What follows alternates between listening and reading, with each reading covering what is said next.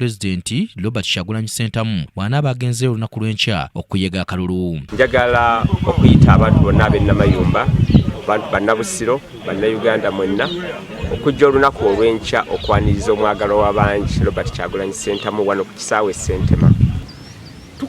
Tukunga abantu bonna bannabusiro yonna gye muli, kubanga naffe twagala okusetinga likodi okulaba nga ffe tusinga okwekunga okubeera mu bungi okwaniriza Pulezidenti. Tuyita abantu bonna gye bali. Olunaku olwaleero nga tuteekerateekera olw'enkya. Enkya ke kasiki. Leero kasiki. Enkya ke kasiki, embaga yanga 15.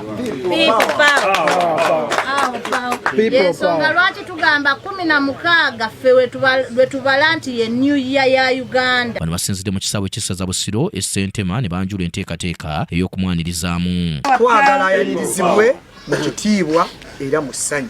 N'olwekyo bannabusiro mwenna mbakunga tubeere abantu ab'emirembe era tutimbe ebitooke ng'enkola yaffe eyaniriza. President Kyagulanyi Robert Ssentamu agenda kubeera wano ku kisaawe ky'essaza e Ssentema.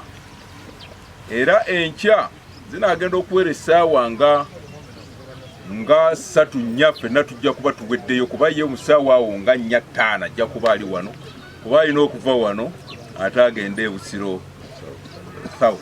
Akwatidde ekibiina bendera ku kifo ky'omubaka wa Busiro North Semaganda Ronald asinzidde wano n'akukkulumira ebyokwerinda olw'okubalemesa nti ebifo bye baali balonze okukyalizaamu omukulembeze waabwe ne batuuka okubasindika mu kisaawe eky'essaza kino. Ab'ebyokwerinda twafunye information nga bayambiddwako aba NRM naddala candidate avuganya ku bubaka ba Parliament nga baagala President aleme kujja wano.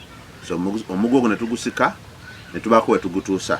Baffe nabo ne tubawandiikira nga tetubasaba obula nga tubategeezaako nti President tumusuubira mu constituency naye asobola okuyimirirako aw'enjawulo neffe tujja kutuula twejjemu venue. So ne batuyita olunaku olw'eggulo ne batugamba kituufu baabawa mwasaba neffe tusazeewo obusaze mba mwagala ajje kuba tuba tusobola n'obutamuleeta tusobola n'obbagaana bwe tubasaliddewo tuba mugende Ssentema. Ono era alaze okutya olw'abamu ku bannakibiina bagamba abatandise okukwatibwa. Tuli bennyamivu nnyo olw'ebigenda maaso. Waliwo omupango ogw'okulaba nti batukkakanya batuteekamu okutya tebatukkiriza ku kwekunga kulaba nti twaniriza President n'okulaba nga twekunga President n'awangula mu constituency eno. Batandise okuwamba bannaffe. Twakola press conference ndowooza wiiki ng'emu emabega twalina ssentebe waffe owakunga amanyiddwa nga Mwami Kalungi George Bush.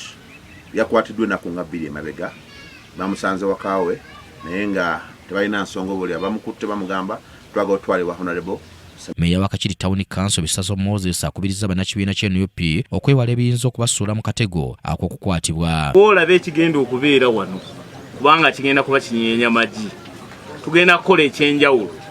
Nja kubiriza abantu ba Busiro ffenna abagenda okujja tukuume empisa wabulewo ow'ebyokwerinda twekwasa nti twabasoomozezza.